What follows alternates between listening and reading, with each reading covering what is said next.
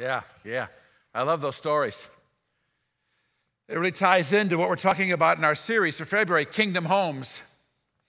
And this morning, as you read Scripture, you always run into a covenant. Ever wonder why the Bible's so caught up in covenants? I mean, all through the Old Testament and New Testament. Genesis chapter 8 and 9, God makes a covenant with Noah. He'll never again destroy the earth with a flood.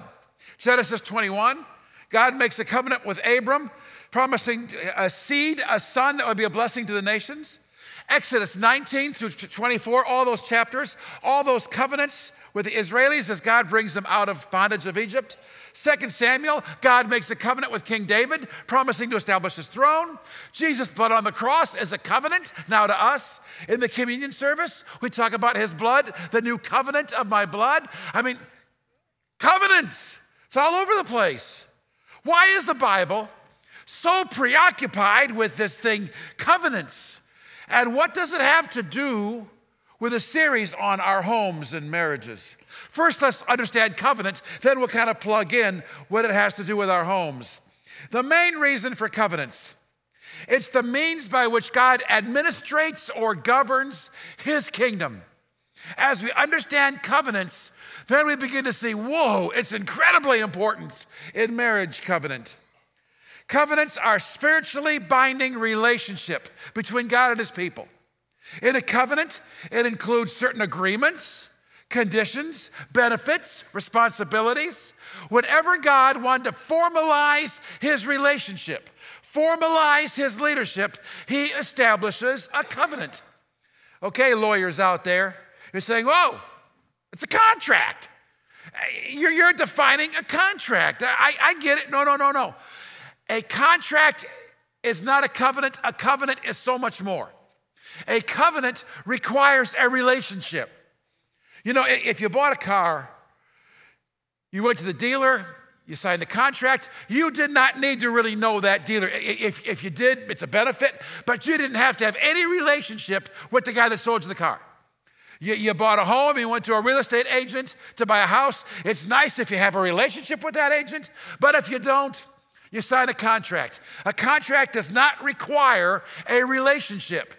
A biblical covenant, you enter into more than a business agreement. This is not a contract between acquaintances. A covenant requires intimacy. Contract doesn't. You agree, I agree, we sign. A covenant requires, that's huge, intimacy.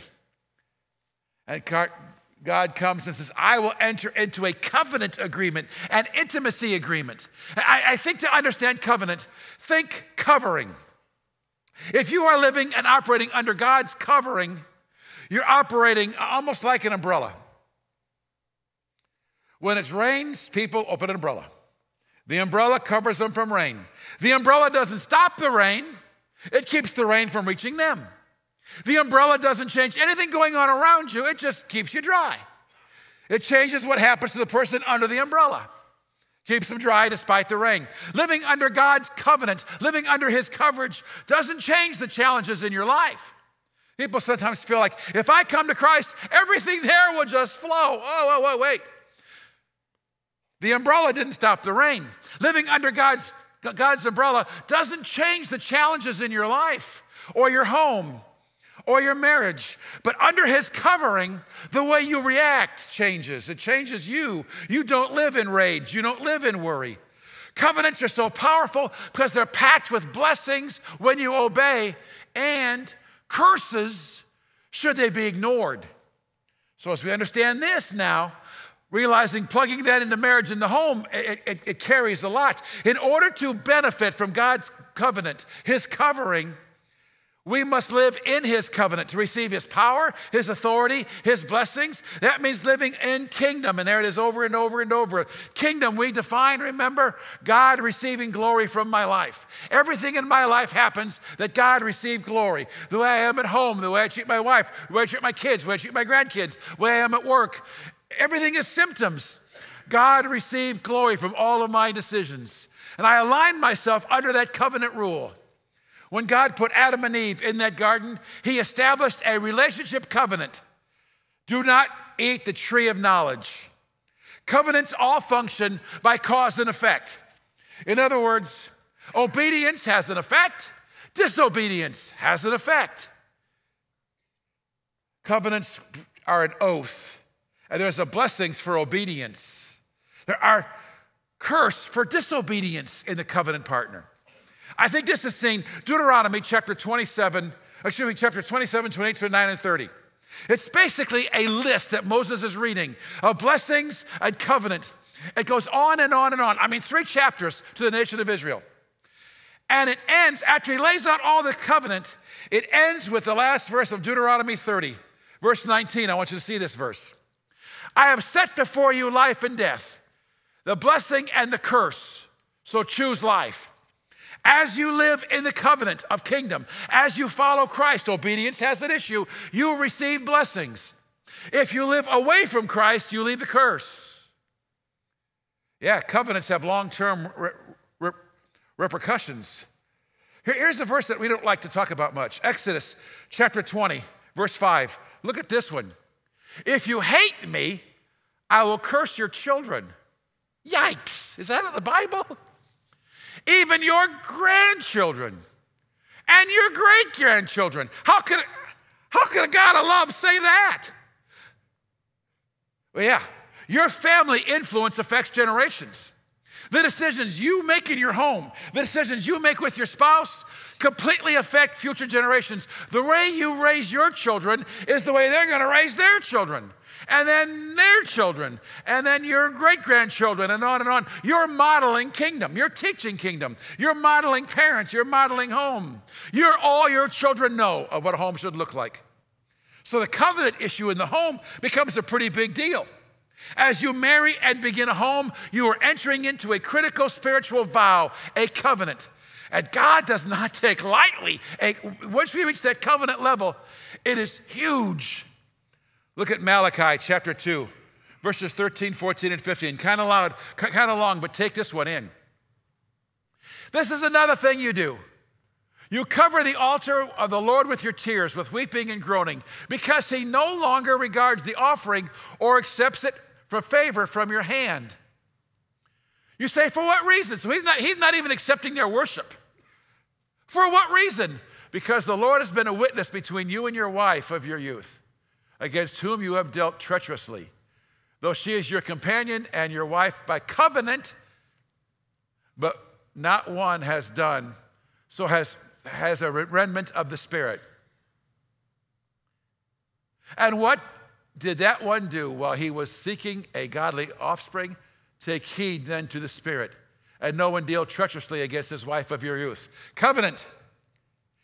God is saying, I'm not even receiving your worship. Whoa, take that in for a second. I designed you to worship me, but I'm not even going to receive your worship. So they cry out, why? You broke the covenant with your wife. God takes covenant that seriously. He told those people in Malachi, I'm not going to receive your worship, you broken covenant vows. Imagine how God's offended over the vows. So our marriage covenant in the home is a sacred covenant, not a verbal contract. It's more than procreation of the race. It's more than companionship. Marriage by design provides that unique environment which we have a greater ability to live out kingdom as a team and a couple than we did individually. That's what Ecclesiastes 4:12 is all about. I want you to see this. The rope of 3 strands is difficult to break. 3 strands. You enter into a covenant, husband, wife, home, and God. There's 3 parts here. God, husband, wife. It models something else. Yeah, the Trinity. Father, Son, Holy Spirit, a threefold. And the home now is designed around God, husband, wife. The home is a mimic or a model of the Trinity. Marriage is that earthly replica of the Trinity. You cannot leave God at the altar and expect a thriving home. He must join you in covenant, partnering in every arena of your home and your kids. And he will marvel at what he does in your home. It's the 3, God, husband, wife. It is the earthly Trinity that follows the leadership of the heavenly Trinity. God made marriage. And because he did, he knows exactly what it's supposed to be. Because he made it, he knows exactly what it's supposed to look like. He gave us an example all the way back in Genesis. Genesis 2:24. Therefore shall a man leave his father and mother, and shall cleave unto his wife, and they will be one flesh. One does not mean same. One here is working towards one goal. Some people have read that as sexually, that their flesh will join together as one. That's a piece of it. But it's more than that. It is one working towards one goal. And if you work towards one goal, you've got to communicate. You've got to cooperate. You've got to merge your strengths. You've got to talk through your weaknesses. Remember, a leadership concept, everything not talked through will be lived out. The stronger you are as a team, the stronger you are as individuals. This is not solo, but duet with Christ leading the home, covering it in covenant, threefold stand. And God said to man, I want you to leave your closest ties, your mother and father, and cleave honor toward your wife. No wonder God built this dominant need in women to feel secure. A husband's supposed to meet that priority, this unity, this oneness. There's diversity in the Trinity, but there's oneness in the Trinity. Jesus alluded to this. He said in Matthew 12:25, a kingdom divided against itself cannot survive. That's why there's such a high priority for Satan to attack the home, attack the marriage, attack our kids, because he's attacking the covenant. The official seal of the United States, e pluribus unum, you know what basically means? Out of many, one. That's kind of a marriage thought. Very early, Revolutionary War, trying to gain independence from England. They're trying to unite these colonies. I mean, different state governments, different political systems, different interests. You think America's divided now. It's nothing compared to Revolutionary War time. Those 13 colonies were altogether radically different. They had to unite. They had to bring their different backgrounds together for a future. One of my favorite quotes is Benjamin Franklin. He said, gentlemen, either we hang together or we will hang separately. Vital. No wonder the preamble of the Constitution talks to form a more perfect union. It sounds like God's plan for marriage. Oneness, covenant. He prays that we are one. Yeah, John 17:21, the great prayer of Jesus. I want you to see it. Let's get in the Word. Father, I pray that they become one as you are in me and I in you. I pray that they also be in us. He's talking about a lot of levels. He's talking about the church. That the church function as one, and Christ is in the church. He's talking about this home situation, that you would be as one, and that he is in covering. Why is he making this prayer? I mean, why is he pouring his heart out to the Father in the high priestly prayer, talking about oneness? Why is this his plea? Because it's a covenant. It makes it really serious. Oneness is not sameness. God's the author of variety. When you come together as one, working towards one goal, you're not the same. You're not supposed to be the same. Sports teams have different positions, but they're running the same play. Orchestras have different instruments, but they play the same song. We're not saying give up who you are. We're saying accentuate who you are, partnering in who you are as a three-chord stand. This is never designed to morph into sameness. When God created woman out of the rib of man, two separate people, he implanted a desire for these two to connect in oneness.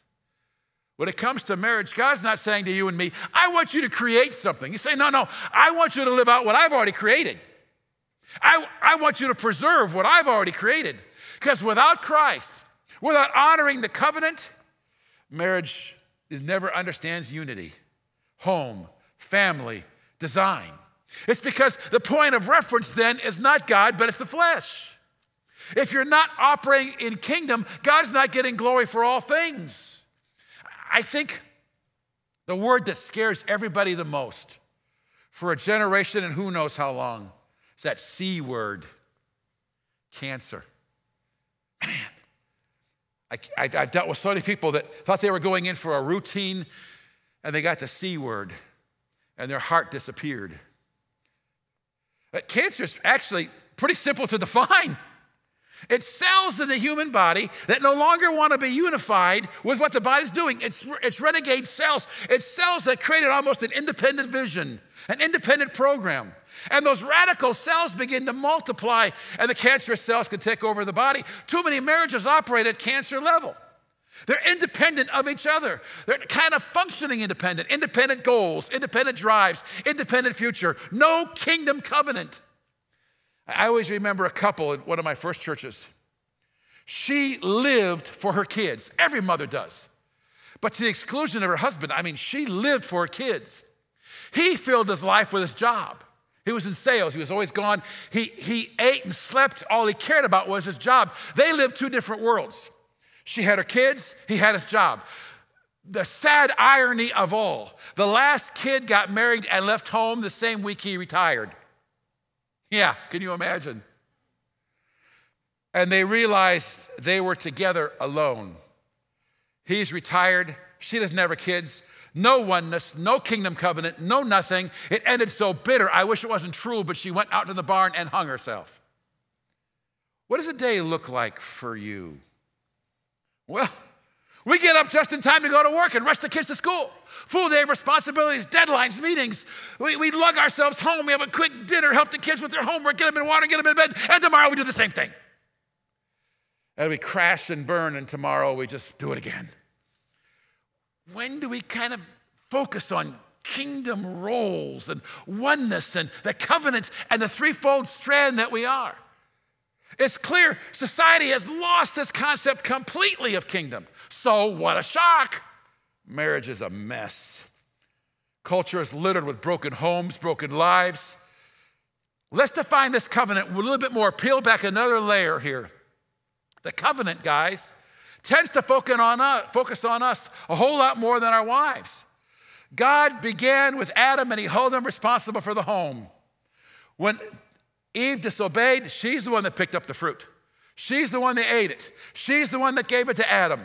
And now God comes to call them out. Does God go, hey, Eve, I saw what you did? Does he say, Adam and Eve, the two of you, come here? It's amazing. Look what he does. Genesis chapter 3, verse 9. But the Lord God called to the man and said, where are you? Hey, that doesn't seem fair. Come on.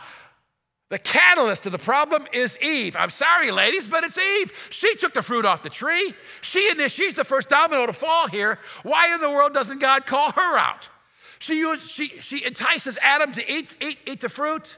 He's kind of a victim as far as I'm concerned. Guys, we got to hang together here. It's Eve. Why is God coming in the garden saying, Adam, I want to talk to you? Because he's the head of the home. Men, the covenant is on you. You're the driving force of the home. It's that old plaque that President Truman had on his desk. The buck stops here. Hey, buddy, the spiritual buck stops here. We can't be nonchalant about this. And we're called to love our wife. And every time it talks about the husband's love for the wife, it uses a word called agape. That's amazing. Agape is reserved. It's the way Christ loves me. I'm supposed to love my wife in the same fashion that Christ loves me, so that she can feel very natural about following me. The problem, man, love's a generic term. I love the Cubs. I do. I love the Cubs. Last year was my year. I love the Cubs. I love Tammy. And those are exactly the same. Not hardly. Not hardly. Equal loves? Oh, please. I love the Cubs. I agape Tammy. That's a whole different world. We are to love our wives in the manner that Christ loves us. Really? Ephesians 5:25. We ain't kidding here. The man should love his wife as Christ also loved the church and gave himself up for her. The manner in which Christ loves us, we pour that same kind of love into her, leading our home. Christ gave up his life, delivering us from sin. That self-giving, sacrificial love.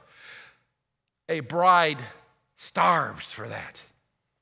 A husband's love should be characterized by the sacrifices he's made to help her fulfill her role in kingdom covenant. And yes, she's to submit to her leadership, to your leadership.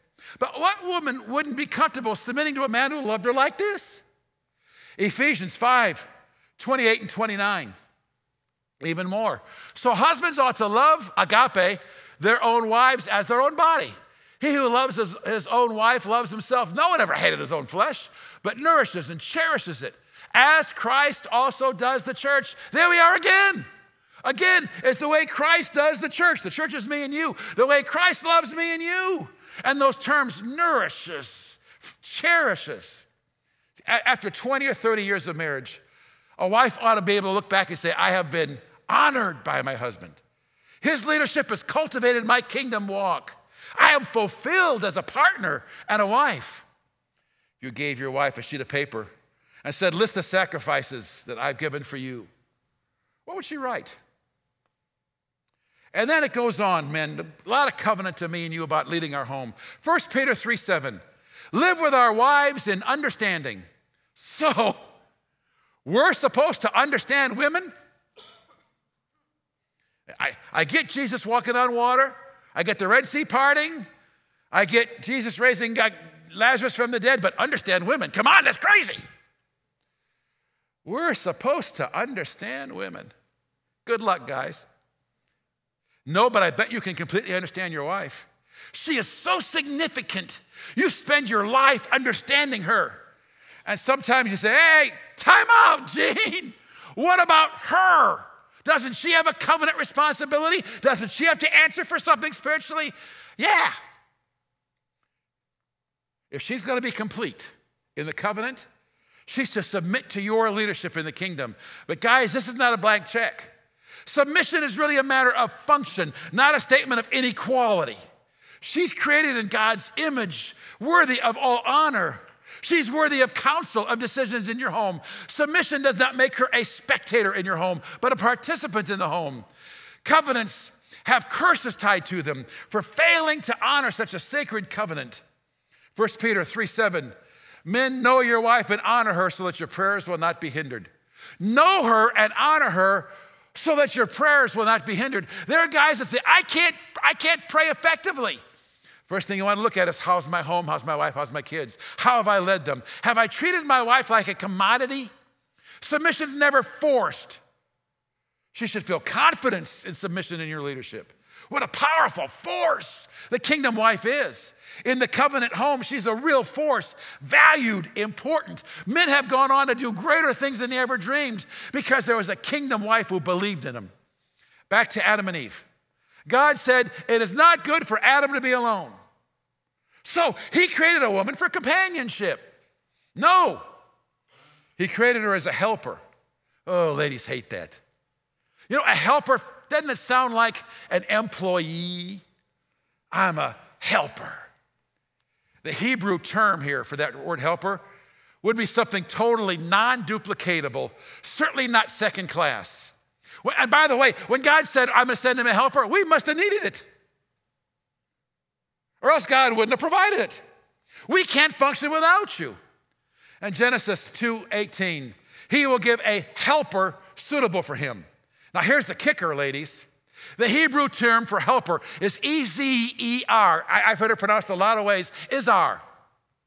This term appears 21 times in the Old Testament, E-Z-E-R in the Hebrew, meaning helper.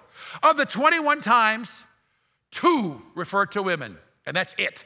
The other 19, God, the way God helps us, providing for us at a superior level.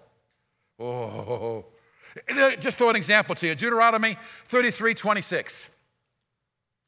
There was no one like God of Israel who rides through the skies to Ezar you, to help you. This word describes God as the partner to help. God is Ezar, and that level of help that he could provide that's unique to him. This same word, ladies, is applied to you twice. Never confuse purpose and chores. We've all got chores. There's exceptions, but guys tend to mow the lawn, change the oil. Wives tend to cook and manage the house. Ladies, if your role is cooking the food, cleaning the house, diapering the baby, drive to soccer practice, and I know we all got chores, that's life. But in covenant, you are not just limiting yourself to functions and chores. Chores are something we can hire somebody else to do. You're not duplicatable. Your calling is so much higher than chores. It is covenant kingdom. It is wife. It is Izar. Eve was not a maid. She's a suitable helper, the counterpart to Adam. If a man doesn't see his wife as Izar, if a man doesn't see his wife as that God-given counterpart, noticing her skills, noticing her giftedness, encouraging God to further use those skills, he's a fool.